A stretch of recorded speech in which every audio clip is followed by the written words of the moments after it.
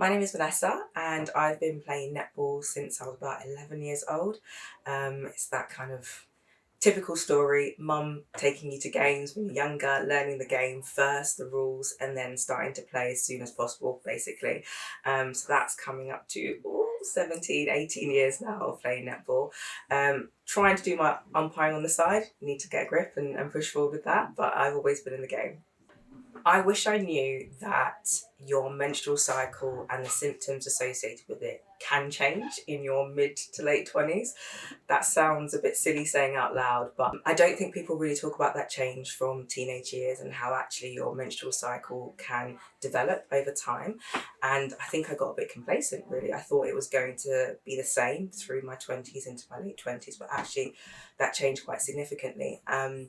I'm a regular blood donor, and it only came to light when I went to donate blood and my iron levels were really low.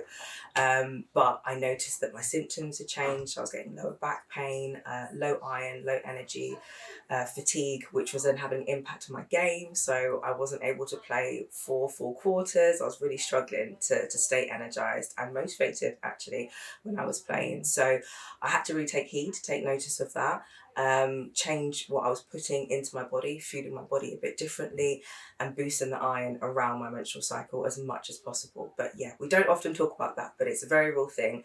Doesn't impact everybody, but it's fairly common that your cycle can change in your mid to late 20s. I think it's incredibly important for women and girls to be aware of their symptoms and how these things can and do change.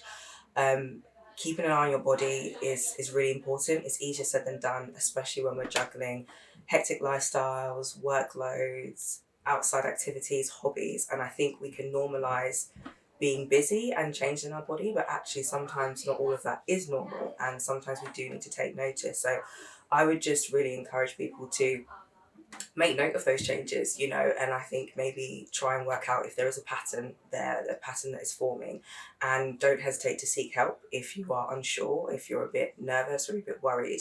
I think being aware is key, and having that knowledge is power. So definitely make a note of any symptom changes, any patterns that are emerging, and don't feel like it is just the norm, because actually it might be something that's worth getting looked at.